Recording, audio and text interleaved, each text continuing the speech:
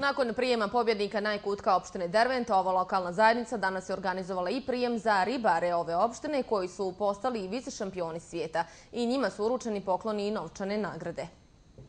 Na svjetskom prvenstvu u ribolovu održanom u Čapljini od 6. do 11. avgusta ove godine, Bosna i Hercegovina zauzela je drugo mjesto. Učesnici kažu da je konkurencija bila jaka, ali su se ipak uspjeli visoko plasirati. Prijatno je učestvovati na jednom svjetskom prvenstvu.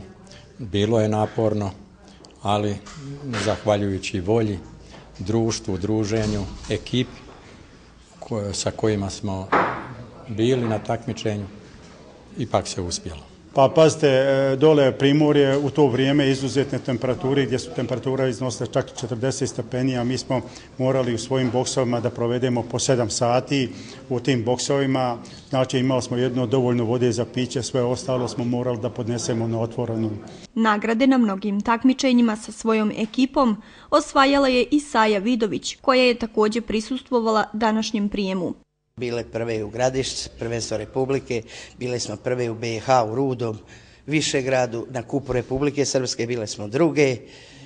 Bila sam pobjednik staze u Višegradu, šampion Republike Srpske.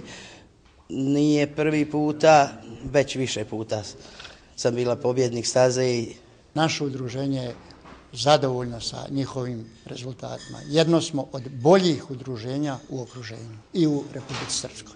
Uputivši čestitke pobjednicima, prvi čovjek opštine Derventa izrazio je svoje zadovoljstvo što članovi učestvuju na svjetskim prvenstvima i donose medalje. On je ovom prilikom poručio da treba da čuvamo ono što nam je priroda dala.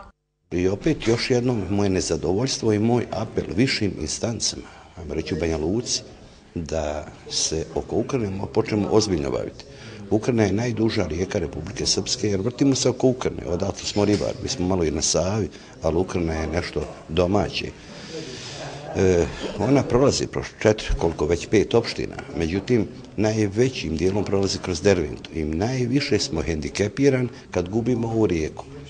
Mi se zdušno, s puno ljubavi, ja bih rekao, borimo da očuvamo to, ali evo, valjda ovaj novo komponovani biznis je spreman uništiti i ono iskonsko. Ja ću stati na stanovište i stojim. Nema tog radnog mjesta, nema tog biznisa, nema toga što može zamijeniti ono što je priroda dala. Nažalost, još uvijek nije regulisano nekontrolisano uzimanje vode iz rijeke Ukrine, pa je samo pitanje kada će presušiti, kaže načelnik Simić i dodaje da su ribari alfa i omega borbe za Ukrinu i da imaju njegovu punu podršku kao čovjeka, načelnika i dugogodišnjeg člana udruženja ribara.